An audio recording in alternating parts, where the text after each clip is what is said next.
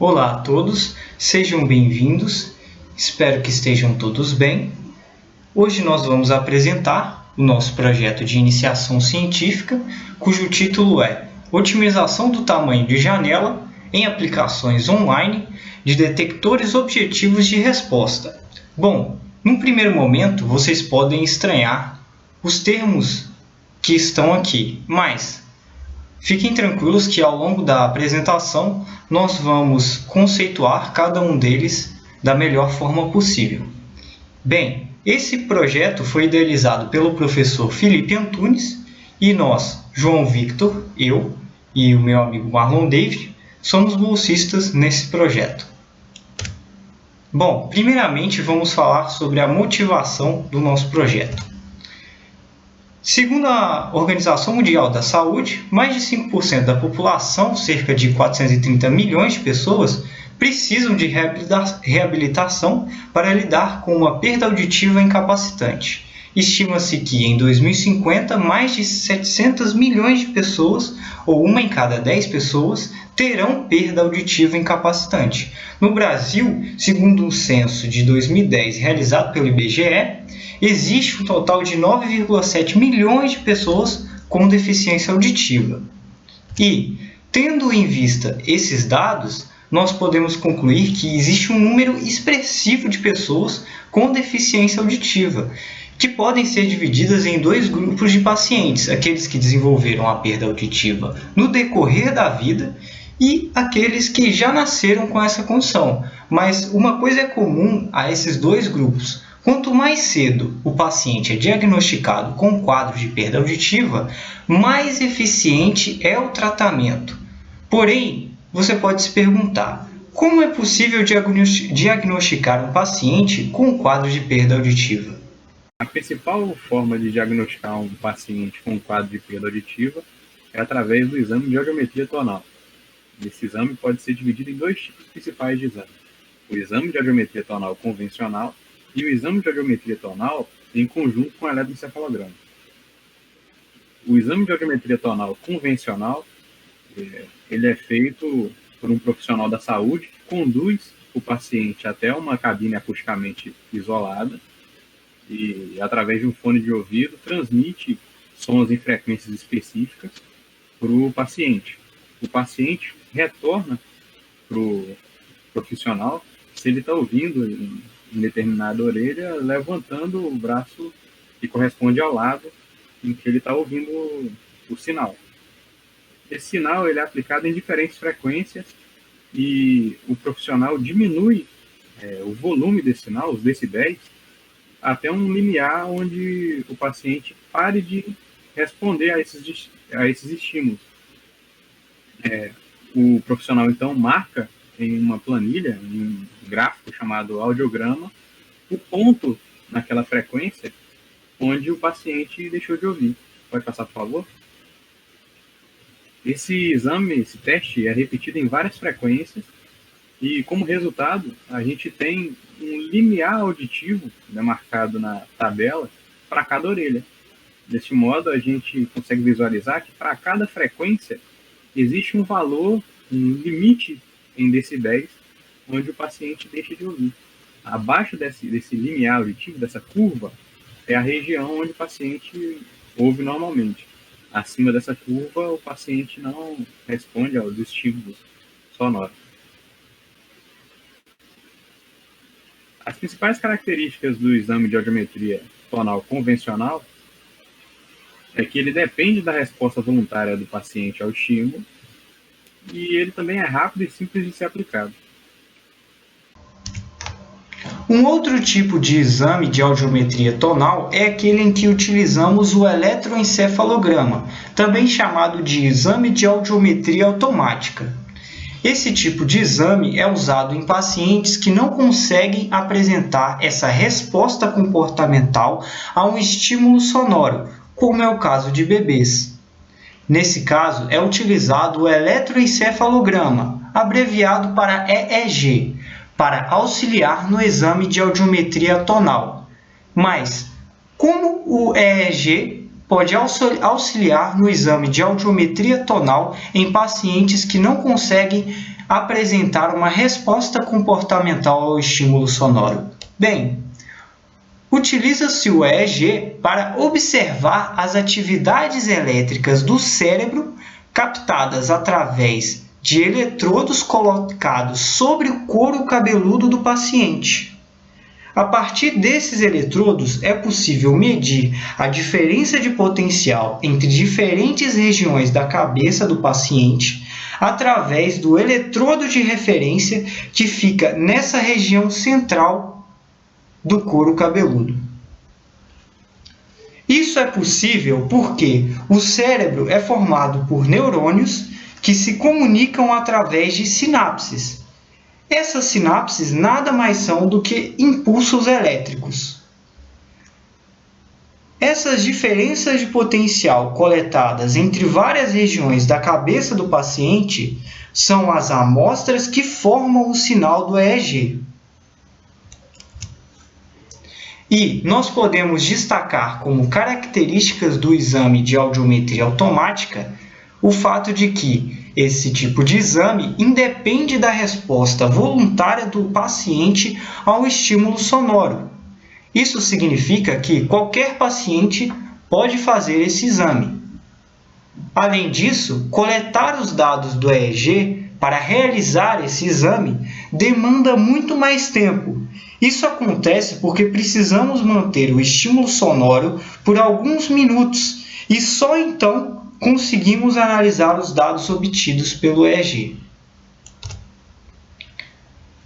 Agora, resumindo, existem dois tipos de exames de audiometria tonal. O tipo convencional, que tem como vantagem ser rápido e simples de ser aplicado, mas, como desvantagem, ele não pode ser aplicado em pacientes que não podem apresentar respostas comportamentais aos estímulos sonoros, como no caso de bebês. Também existe o tipo em que nós utilizamos o eletroencefalograma, ou também chamado de audiometria automática, que tem como vantagem a possibilidade de ser aplicado em todos os pacientes, mas, como desvantagem, ele precisa coletar o sinal do EEG, ou seja, nós precisamos colocar eletrodos sobre a cabeça do paciente e o tempo de exame é longo em comparação com o exame de audiometria convencional. Mas por que um estímulo sonoro consegue provocar alterações nos sinais do eletroencefalograma? Para responder essa pergunta, primeiro temos que entender o que é um potencial evocado auditivo e que, por sua vez, depende do entendimento do sistema auditivo humano. O som é uma vibração propagada pelo ar que entra pela orelha, passa pelo canal auditivo e vibra o tímpano, que é essa membrana. O tímpano transmite essa vibração até a cóclea, que é esse órgão em forma de concha, através dos ossos martelo, bigorna e estribo. Uma segunda membrana, fixada no osso estribo, transmite a vibração através do líquido na cóclea. A cóclea é um órgão constituído por células ciliadas que, ao serem excitadas, liberam sinais nervosos até o cérebro através do nervo auditivo. O nervo auditivo gera um potencial que pode ser medido ou detectado no escalpo do paciente. Algo interessante sobre a cóclea é que diferentes frequências excitam diferentes regiões do órgão, e é desse jeito que a gente consegue diferenciar um sinal agudo de um sinal grave. Algo interessante, que também deve ser salientado, é que a frequência do som que entra no sistema auditivo não vai ser igual à frequência do potencial evocado no escalpo do paciente. Bom, como o Marlon informou anteriormente, a frequência do som aplicado a um paciente é diferente da frequência do potencial evocado auditivo. Isso indica que o sistema auditivo não se comporta de maneira linear, ou seja, para cada frequência do som, a vibração dentro da cóclea vai ocorrer em uma região diferente. Assim, o cérebro consegue distinguir sons agudos de graves. Por isso, não podemos esperar que haja um aumento de energia nos sinais do EEG na mesma frequência do som. Mas então você deve se perguntar: como é possível identificar o potencial evocado auditivo nos sinais do eletroencefalograma, tendo em vista que a frequência do som não é a mesma frequência do potencial evocado auditivo? Bom, para identificarmos o potencial evocado auditivo nos sinais do EEG, ao invés de aplicarmos tons puros, que são sinais sonoros com energia concentrada em apenas uma frequência, como é o caso deste sinal aqui, nós aplicamos tons modulados, que por outro lado são formados a partir de uma frequência moduladora e de uma frequência portadora. Neste caso aqui, nós temos um sinal modulado e ele é modulado em amplitude. Nós temos exemplos de modulações possíveis: a modulação AM, que é o tom modulado em amplitude, a FM, o tom modulado em frequência, e o MM, mistura tanto de AM como FM. Esses são os três principais. E você pode ver aqui, de uma maneira melhor, os tons AM, FM e MM.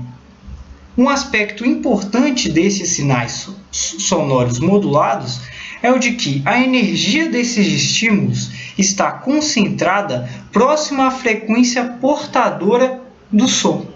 Como você pode ver aqui, a frequência portadora é de 4.000 Hz e aqui você percebe que existe um aumento da energia do sinal próximo a essa frequência portadora. No entanto, quando este estímulo sonoro é aplicado em um paciente saudável, é evocado no escalpo do paciente um potencial elétrico que possui energia concentrada na frequência moduladora do som, que aqui no caso é igual a 100 Hz, e não na frequência portadora de 4.000 Hz. Como esses estímulos sonoros provocam um potencial evocado auditivo periódico e as características desse potencial evocado se mantêm enquanto o paciente escuta o som, então o potencial evocado auditivo provocado pelo som é chamado de resposta auditiva em regime permanente, também abreviada para ASSR em inglês. Portanto, podemos verificar se o paciente está ouvindo ou não o som se tentarmos identificar a presença da ASSR no sinal do EEG. E para identificarmos a presença da ASSR no sinal do EEG, basta verificar se há um aumento de energia no sinal do EEG na frequência modulada, em uma frequência igual à frequência moduladora do som. E para detectar o aumento de energia na frequência moduladora do eletroencefalograma, nós utilizaremos os detectores objetivos de resposta, ou somente pela sigla ORD. Pode passar, por favor? Os detectores objetivos de resposta, eles são artifícios matemáticos e estatísticos que vão nos permitir detectar a presença da SSR no eletroencefalograma sem depender de uma análise subjetiva. Existem vários detectores objetivos de resposta, mas como exemplo a gente pode citar a MSC, que é a magnitude quadrática de coerência, a CSN, que é a medida de componente síncrono, e o Rayleigh test. Nesse trabalho, a gente vai utilizar a MSC. Pode passar, por favor? Se a gente considerar a SSR como uma senoide pura e com uma frequência igual à frequência moduladora do som que foi aplicado no sistema auditivo do paciente, a gente vai ter esse sinal no gráfico abaixo. Pode passar, por favor? Contudo, todas as nossas ações e pensamentos vão gerar um potencial evocado que vai ser medido no escalpo do paciente pelo eletroencefalograma. E o resultado disso vão ser vários sinais da atividade de fundo do cérebro se sobrepondo à SSR.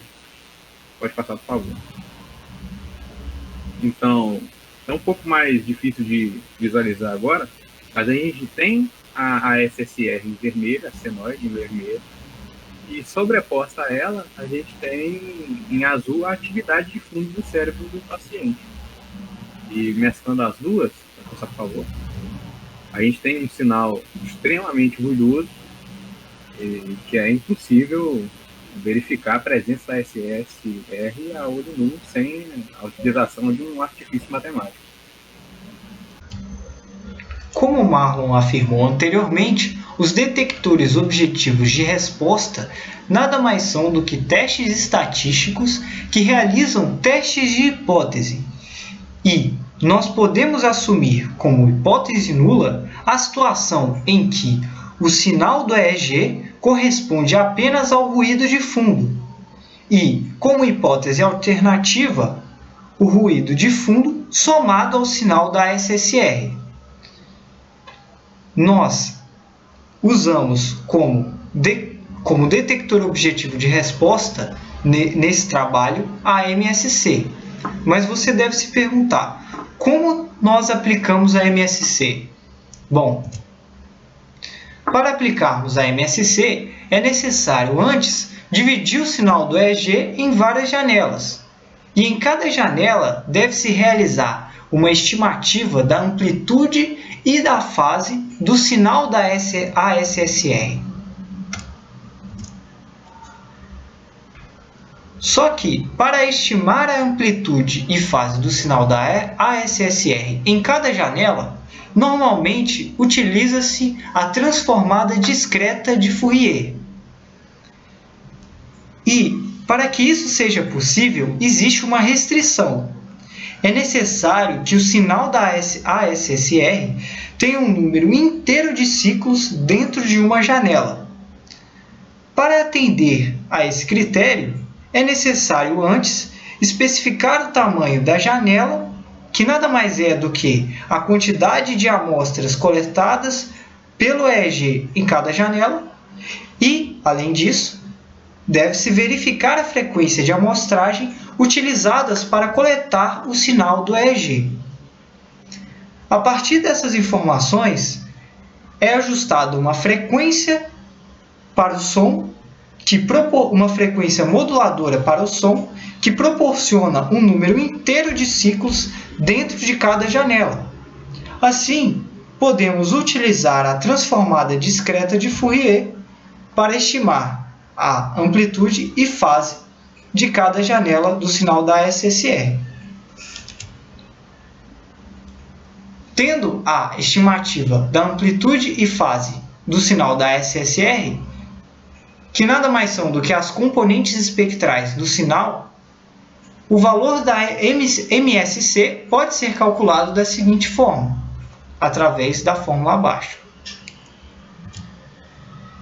E, a partir da hipótese nula da MSC, é possível encontrar um valor crítico para a MSC e, através desse valor crítico, é feito o teste de hipótese. Se o valor da MSC for maior do que o valor crítico da MSC, isso indica que há a presença da ASSR, ou seja, nós podemos concluir que o paciente ouviu o som. Se o valor encontrado para a MSC, a partir das estimativas das componentes espectrais calculadas anteriormente, for menor do que o valor crítico da MSC, isso indica que não há presença da ASSR e podemos concluir, então, que o paciente não ouviu o som. Existem dois métodos de tratamento, ou seja, de aplicação dos detectores OGG nos dados do eletroencefalograma. Pode passar, por favor?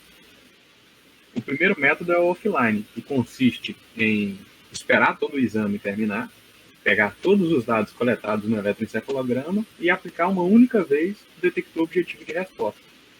A vantagem desse método é que a gente consegue com facilidade determinar o nível de significância. A gente ainda não definiu o que é nível de significância, mas em resumo é uma taxa de tolerância ao erro do teste de hipótese. É o erro tolerável. O outro método é o método online. Ele é um pouco diferente, porque ele vai sendo aplicado sequencialmente à medida que o exame vai sendo feito. E qual que é o efeito disso? O problema disso é que se eu uso um nível de significância no método offline, por exemplo, de 5%, eu aplico uma única vez e eu sei que o nível de significância do meu detector ORD, ao final do exame, meu nível de tolerância ao erro ao final do exame é de 5%. Contudo, no teste online, se eu aplico sequencialmente e em cada vez eu uso o nível de significância de 5%, ao final do exame eu vou ter um nível de significância muito maior, uma taxa de tolerância ao erro muito maior. E existem algumas formas de contornar esse problema. A gente vai citar alguns no decorrer do trabalho, mas eu já adianto que a estratégia que a gente vai utilizar é a do artigo do professor Felipe Antunes, de 2019. Outro fator importante do método online, que o diferencia do método offline, é que, por ele aplicar de forma sequencial os detectores objetivos de resposta, pode ser que durante o exame a gente detecte a presença da SSR sem ter que ficar durante todo o tempo esperado de exame. E aí a gente pode reduzir o tempo de exame, o que não pode acontecer, por exemplo, no método offline, que necessita que todo o exame seja feito para que só ao final o detector ORD seja aplicado nos dados coletados pelo eletroencefalograma como um todo, uma única vez. Pode passar, por favor? Alguns parâmetros vão ser importantes para o entendimento no decorrer do trabalho, e por isso a gente vai definir eles agora, até para entender um pouco sobre a aplicação do método online, que é o método que a gente, para tratamento dos dados do eletroencefalograma, que a gente vai utilizar no decorrer do trabalho. Pode passar, por favor? A gente vai definir os tipos de janela, em primeiro lugar, com o M-mínimo. O M-mínimo é a quantidade mínima de janelas que eu preciso para poder aplicar a primeira vez o detector objetivo de resposta. Então, se eu defino o M-mínimo como 2, por exemplo, eu espero, no decorrer do exame, que o eletroencefalograma colete uma quantidade de amostras suficiente para encher essas duas janelas, e aí eu aplico a primeira vez o detector objetivo de resposta. Já o M-step é a quantidade de janelas por passo. Ele simboliza a quantidade de janelas o tamanho de janela, uma quantidade de janelas que eu tenho de dados que eu tenho que coletar para aplicar novamente o teste sequencial. Já o M-máximo, ele é uma quantidade total de janelas com a qual eu dividi os dados do exame, do eletroencefalograma. O tema do nosso projeto de iniciação científica trata sobre tamanhos de janelas que vão otimizar a aplicação sequencial de detectores objetivos de resposta. Contudo, nenhum dos 3 parâmetros abordados acima tratam sobre tamanho de janelas. Todos falam sobre quantidade de janelas. E a estratégia que a gente utilizou para variar o tamanho das janelas, ela é bem simples e consiste em variar o parâmetro M-máximo, que é a quantidade total de janelas. Por exemplo, se eu tenho uma quantidade de amostras, eu tenho 1000 amostras, um eletroencefalograma com 1000 amostras, e eu divido essas 1000 amostras em 10 janelas, eu vou ter 100 amostras por janela. Agora, se eu pego essa mesma quantidade de amostras, de 1.000 amostras, e divido em 100 janelas, eu vou ter 10 amostras por janela. Deste modo, a gente varia o tamanho das janelas, variando a quantidade de janelas, a quantidade total de janelas. Pode passar, por favor?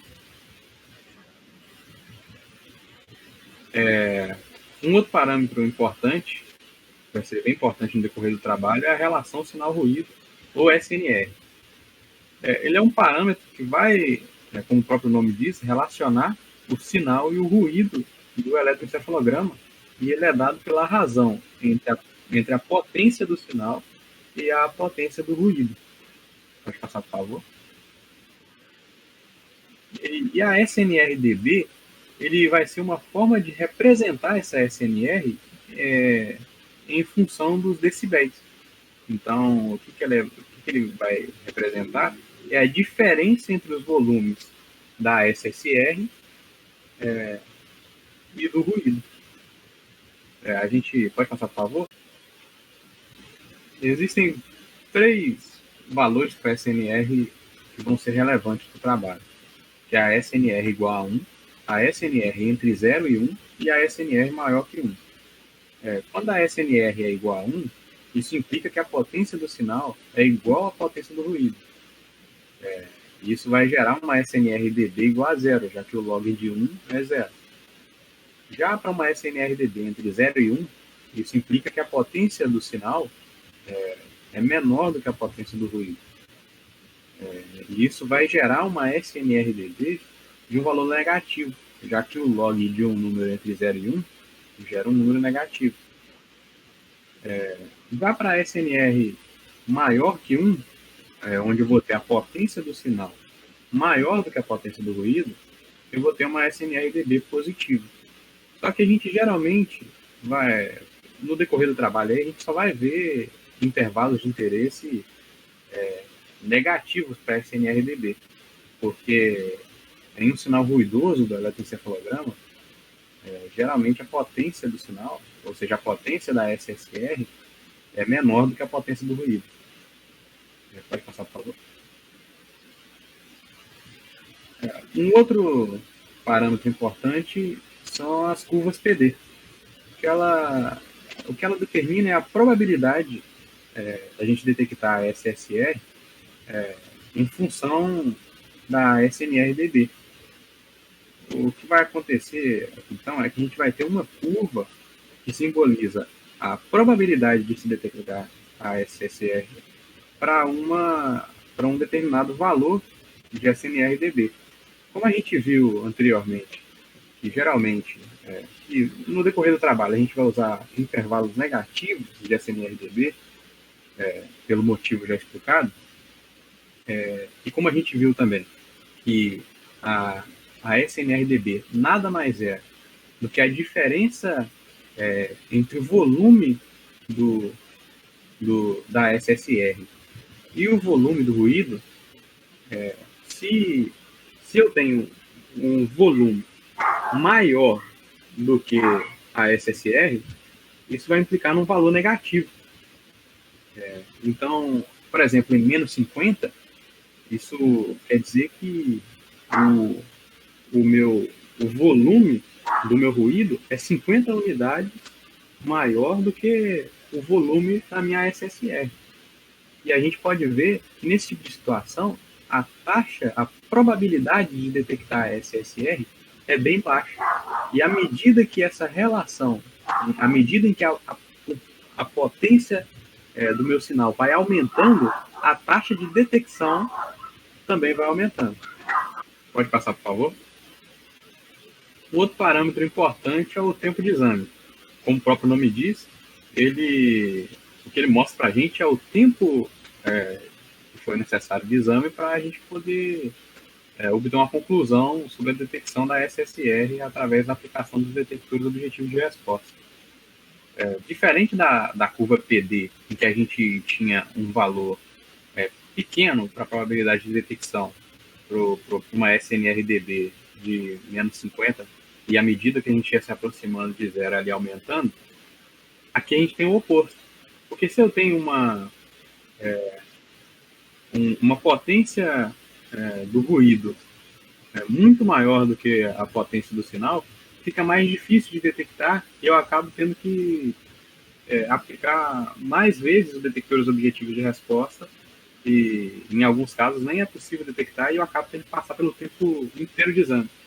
É como se eu fizesse todo o exame e aplicasse uma única vez o detector objetivo de resposta, como a gente faz no teste offline, no método offline. Pode passar, por favor. Agora falaremos do objetivo do nosso projeto de pesquisa. Finalmente podemos compreender o título do nosso projeto, que significa basicamente encontrar tamanhos de janela que otimizem, ou seja, que diminuam o tempo de exame e aumentem a taxa de detecção da ASSR em aplicações sequenciais de detectores objetivos de resposta. Em relação ao objetivo geral do nosso projeto, pretendemos otimizar o tamanho de janela em termos do tempo de exame e da taxa de detecção. Sobre os objetivos específicos, pretendemos encontrar as curvas Pareto, que nada mais são do que os tamanhos de janela que vão otimizar o detector objetivo de resposta em termos da taxa de detecção ou do tempo de exame. Além disso, pretendemos variar o M-mínimo, ou seja, variar o conjunto inicial de janelas necessários para iniciar o teste sequencial. Porém, para encontrar tamanhos de janela que tornem os testes sequenciais mais eficientes em termos do tempo de exame e da taxa de detecção, precisamos variar o tamanho de janela. Mas, para fazer isso, precisaríamos anteriormente definir a frequência moduladora do som, a fim de que o sinal da ASSR tenha um número inteiro de ciclos em cada janela, todas as vezes que precisarmos simular os testes sequenciais. Seria mais prático e mais interessante, então, variar o tamanho de janela para a mesma frequência moduladora. Mas você deve se perguntar: como é possível variar os tamanhos de janela para a mesma frequência moduladora do estímulo sonoro? Para que isso seja possível, nós utilizaremos os mínimos quadrados, ao invés de utilizar a transformada discreta de Fourier. A ideia de utilizar os mínimos quadrados em conjunto com a compensação de fase para variar os tamanhos de janela para a mesma frequência moduladora do som foi proposta no último projeto de pesquisa do professor Felipe, em conjunto com o aluno José Henrique. Antes de aplicar os mínimos quadrados, podemos modelar o sinal da ASSR de cada janela através da função cosseno. É possível expandir esse sinal através da relação cosseno de A mais B. Depois disso, nós podemos substituir AI vezes cosseno de θi, sendo que AI seria a amplitude do sinal da ASSR em cada janela e a fase θi seria a fase do sinal da ASSR em cada janela, como RI. E podemos substituir AI vezes seno de θi como I. Ao fazer essa substituição, temos a equação abaixo. E podemos relacionar a amplitude do sinal da ASSR e a fase do sinal da ASSR com os valores de RI e I através dessas relações. Agora, supondo que cada janela possui L amostras, L então é o tamanho de janela, podemos montar L equações, como vemos nas equações abaixo.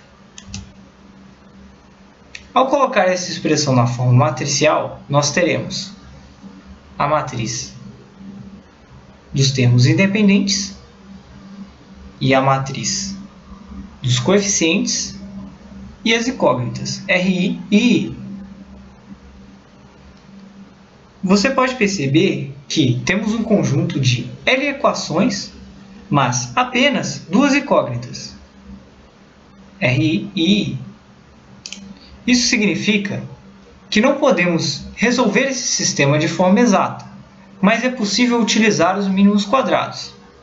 Através dos mínimos quadrados, nós podemos estimar os valores de RI e I através da pseudo-inversa da matriz H, que é a matriz dos coeficientes.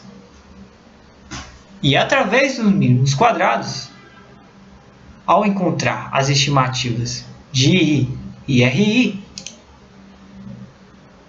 é possível determinar as amplitudes e as fases de cada janela pela relação abaixo.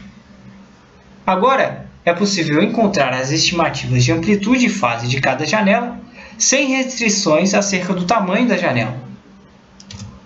Porém, ainda temos um problema.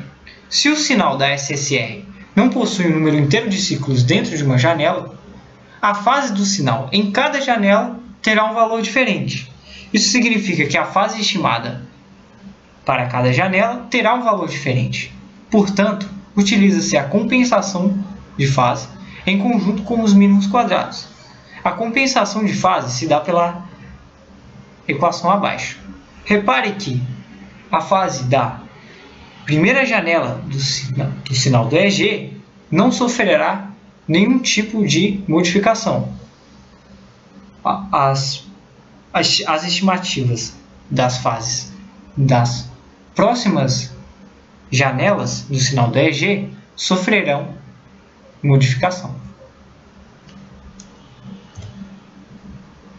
Aqui nós representamos no plano complexo a compensação por fase à direita, em conjunto com os mínimos quadrados, e à esquerda não há compensação de fase, mas foi aplicado os mínimos quadrados. Repare que as estimativas da amplitude do sinal da SSR estão em torno de 1. Porém, as estimativas de fase são diferentes para cada janela. Ao utilizarmos a compensação por fase, nós percebemos que as estimativas da amplitude do sinal da SSR é igual, assim como no caso anterior. Porém, as estimativas das fases de cada janela é igual para cada janela. Vamos falar um pouco agora sobre a metodologia adotada no projeto. Por favor. A gente dividiu esse tópico em 4 subtópicos e a gente vai começar falando sobre as estratégias de teste sequencial. Pode passar. As estratégias de teste sequencial que a gente utilizou no projeto vieram de artigos publicados, como os 2 artigos do Stutzberger de 2005 e 2013, o artigo do Cébula de 2015, o artigo do professor Felipe Antunes de 2019, que é o artigo de onde a gente tirou a estratégia de utilizar níveis de significância diferentes para cada janela, para que no final do exame a gente tenha o nível de significância desejado para o exame, o artigo do Zanotelli de 2020 e o artigo do José Henrique e do Felipe Antunes. José Henrique é um dos alunos do Instituto que fez o projeto de iniciação científica com o professor Felipe anterior. Esse artigo do José, foi dele que a gente retirou a estratégia de utilizar mínimos quadrados e compensação por fase. Cada um desses artigos traz uma estratégia de teste sequencial e a gente aplicou durante o projeto. A gente optou por continuar com a do professor Felipe para analisar os dados reais posteriormente. O MATLAB ele é uma plataforma de programação e computação numérica que já é muito conhecida na área de engenharia e pelos cientistas para analisar dados e desenvolver algoritmos e criar modelos. A gente vai utilizar ela aqui também. para desenvolver os algoritmos que vão tratar esses dados e para a gente poder analisar, né? Pode passar, por favor? O MATLAB ele vai utilizar uma linguagem de programação própria e até o atual estágio do nosso projeto, todas as simulações e tratamento dos dados foram feitas usando o MATLAB. Pode passar, por favor? Antes da gente trabalhar com os dados de um eletroencefalograma real, a gente está aplicando os testes sequenciais as estratégias de testes sequenciais em simulações, através das simulações de Monte Carlo. Uma simulação de Monte Carlo ela é uma técnica matemática que nos permite estimar resultados possíveis de um evento incerto. Então, em outras palavras, ele é um tipo de algoritmo computacional que vai utilizar amostragens aleatórias repetidas para poder fornecer para a gente a probabilidade da ocorrência de algum resultado. Depois das simulações, a gente vai aplicar os cálculos e as estratégias em dados reais e a gente vai ver se o comportamento em dados reais vai ser igual ou parecido com os simulados. Pode passar, por favor? Os dados reais, o banco de dados que a gente tem de dados reais, de audiometria tonal em conjunto com eletroencefalograma reais, são do laboratório NIAS da UFV. Eles disponibilizaram para a gente um banco de dados com 5 exames de 5 pacientes, com várias intensidades sonoras. E as características dos estímulos sonoros usados nesse banco de dados são essas citadas abaixo: a frequência portadora dos sinais de 1000 Hz, uma frequência moduladora de 37,6 Hz, todos os testes foram aplicados na orelha direita, a quantidade de amostras, 50.176 e 22 eletrodos. Essas características dos estímulos sonoros reais foram utilizadas também nos algoritmos por os dados simulados. A gente preparou o algoritmo e já fez a análise por simulação utilizando, por exemplo, essa quantidade de amostras de 50.176, essa frequência portadora e frequência moduladora, já esperando, o algoritmo já esperando para receber os dados reais posteriormente. Vai passar, por favor? Agora, nós vamos apresentar os resultados obtidos no projeto de pesquisa até o momento. Bom, na primeira etapa, nós determinamos os divisores do número total de amostras. O número total de amostras foi de 50.176, como informado pelo Marlon anteriormente. Esse procedimento é necessário, pois precisamos de um número inteiro de amostras em cada janela, já que estamos lidando com valores discretos. Se usarmos um dos divisores como exemplo e o utilizarmos como m máximo, para um m mínimo igual a 2 e um m step igual a 1, podemos traçar uma curva PD deste tipo aqui. Em seguida, delimitamos um intervalo de SNR e dB e calculamos a área abaixo da curva PD. Repetiremos esse processo para cada divisor do número total de amostras. Em outras palavras, nós vamos variar o valor de m máximo para um m mínimo igual a 2 e um m step igual a 1. Ao final das operações, obteremos um conjunto de curvas PD em função do mesmo intervalo de SNR-dB e suas respectivas áreas abaixo da curva. Para analisar a melhor configuração, precisamos achar a melhor taxa de detecção. Para isso, usaremos a área abaixo da curva PD, já que quanto maior a área abaixo da curva PD, melhor é a taxa de detecção para o mesmo intervalo de SNR-dB. Posteriormente,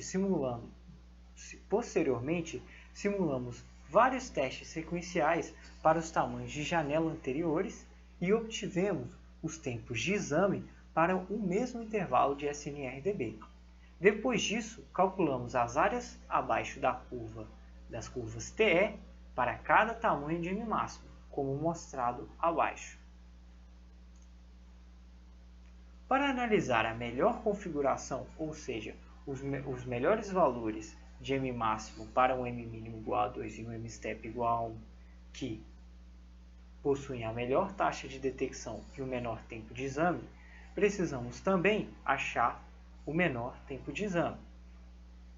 Para isso, usaremos a área abaixo da curva TE, já que quanto menor a área abaixo da curva TE, menor é o tempo de exame para o mesmo intervalo da SNRDB. Relacionando as áreas sob a curva PD e TE, para cada tamanho de janela, obtemos o gráfico do tempo de exame em função da taxa de detecção, como vimos abaixo. Cada ponto do gráfico representa uma configuração de M máximo para M mínimo igual a 2 e um M step igual a 1. Ao analisarmos o gráfico, encontramos os pontos que apresentam o maior desempenho em relação a PD e a TE, ou seja, quando analisamos esse gráfico, nós podemos determinar quais são os valores de M máximo que fornecem a maior taxa de detecção e o menor tempo de exame. Sobre esses pontos, podemos traçar uma curva que chamamos de curva Pareto. A curva Pareto, nesse gráfico, é formada por esses pontos em vermelho. Eles apresentam os melhores valores de M máximo para um M mínimo igual a 2 e um M step igual a 1 para produzir testes sequenciais com as melhores taxas de detecção e os menores tempos de exame. A curva Pareto é uma curva na qual os seus pontos são aqueles de maior desempenho. São pontos que melhor relacionam uma grandeza em função de dois parâmetros distintos. No nosso caso, esses dois parâmetros são a área abaixo da curva TE, ou seja, o tempo de exame, e a área abaixo das curvas PD, ou seja, as taxas de detecção. E os valores de M máximo variam em função dessas duas variáveis. Após a primeira etapa, o que nós conseguimos foi traçar uma curva Pareto com os pontos que determinam uma configuração com um M máximo que apresenta um menor tempo de exame com uma maior probabilidade de detecção. A partir desses pontos, com valores de M máximo, esses pontos da curva Pareto, nós decidimos variar o valor de M mínimo para ver os efeitos que essa variação causa no tempo de exame e na probabilidade de detecção, para ver se a gente consegue melhorar ainda mais o rendimento, né? Otimizar ainda mais o teste. Para cada uma dessas variações de M mínimo, por exemplo, vamos fixar um M máximo igual a 49 e vamos variar o M mínimo de 2 até o M máximo menos 1. Para cada uma dessa variação de M mínimo, 2, 3, assim por diante, nós vamos traçar uma nova curva PD. E para essa nova curva PD, nós vamos calcular a área abaixo da curva. Pode passar, por favor. E a gente vai repetir esse mesmo processo para a curva TE. Por exemplo, um M mínimo igual a 2, um M step igual a 1 e um M máximo igual a 49. A gente vai traçar a curva TE e calcular a área abaixo da curva. Para um M mínimo igual a 3, um M step igual a 1 e um M máximo igual a 49, a gente vai calcular a curva TE e calcular a área abaixo da curva. Pode passar, por favor. Deste modo, nós conseguiremos traçar outras curvas. Nesse caso, não vão ser outras curvas Pareto, porque a curva Pareto é aquela que apresenta o melhor rendimento. Então a gente vai traçar várias curvas, onde a gente vai poder observar a melhoria ou o declínio da, da, da, da relação entre tempo de exame e probabilidade de detecção para cada M máximo, variando o M mínimo. Os efeitos da variação do M mínimo nos pontos da curva Pareto anterior.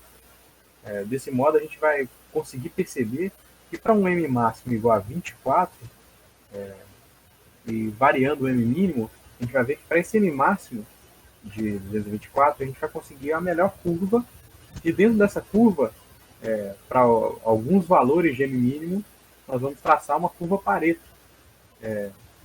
Em uma parte dessa curva de M máximo igual a 224, que é essa curva azul de baixo. E a gente vai conseguir observar nessa curva que valores muito pequenos para M mínimo não vão oferecer uma boa relação entre a probabilidade de detecção e tempo de exame. E nem valores muito grandes para M mínimo. A gente vai ficar com os valores não muito pequenos de M mínimo. Por favor. Os próximos passos do projeto de iniciação aplicar essas estratégias que a gente aplicou em dados simulados, só que em dados reais, para a gente poder verificar o comportamento dessas curvas e comparar com o comportamento dos dados simulados. Nós também queremos variar o parâmetro M-step para poder identificar outras configurações dos tamanhos de janela que vão otimizar os testes sequenciais. Tentar utilizar essas estratégias com outros detectores ORD e publicar os resultados encontrados em uma revista científica. Por favor. Muito obrigado pela atenção.